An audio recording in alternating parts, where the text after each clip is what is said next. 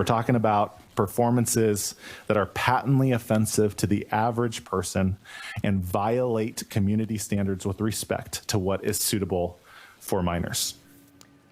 And that's what they were talking about in the House State Affairs Committee this morning, a bill that would put a civil penalty on anyone allowing a minor to see any sort of live sexual exhibition. Promoters, organizers, performers, they all must take reasonable steps to keep that from happening.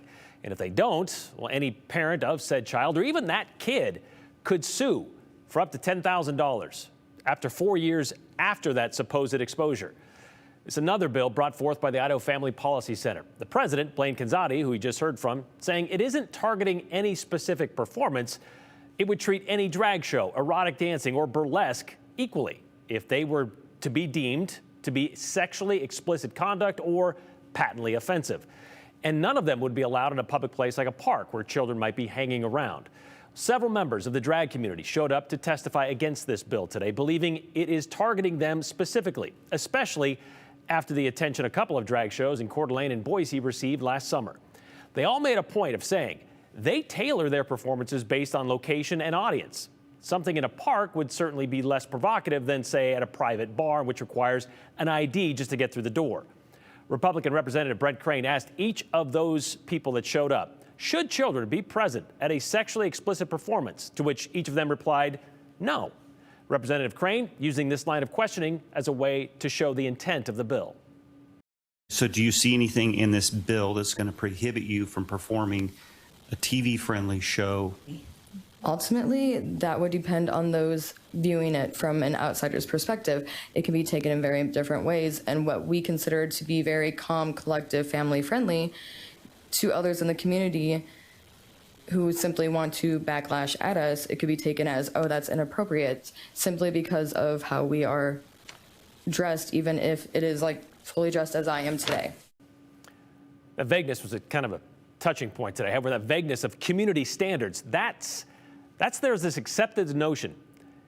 If you accept community standards, you accept that there's an accepted notion of what is appropriate for minors. There was a common concern that was today. One pointing to how many kids show up to R-rated movies to kind of prove their point. One parent's idea of appropriate for that may not line up with another.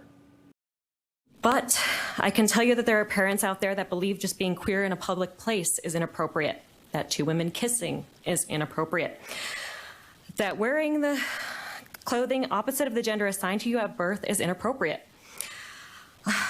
So what is the community standard when they're part of the community feels that your mere existence is inappropriate?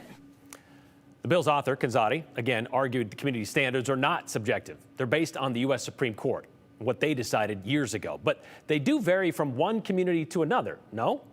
Even in this hearing, there was an example of how touchy this topic can be.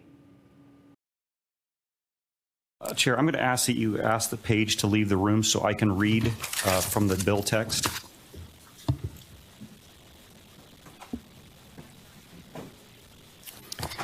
Thank you, Madam Chair. See, apparently the legal language of this bill would be inappropriate for minors to hear, according to Representative Crane. Another committee hearing will have to determine if it would be allowed in a library, but I digress. Another point of contention today, the part of the bill that defines sexual conduct. Specifically, this section, sexually provocative dances or gestures performed with accessories that exaggerate male or female primary or secondary sexual characteristics. Secondary sexual characteristics could include a lot of things: facial hair, muscular build, hip shape. This is where the drag comes in. They're attacking our silicone chests and pads.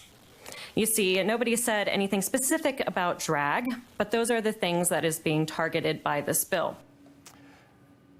Canzati countering again today, saying they aren't banning the exaggeration of those characteristics, just if those exaggerated characteristics are seen based on the aforementioned community standards. Then it can't happen in front of a kid.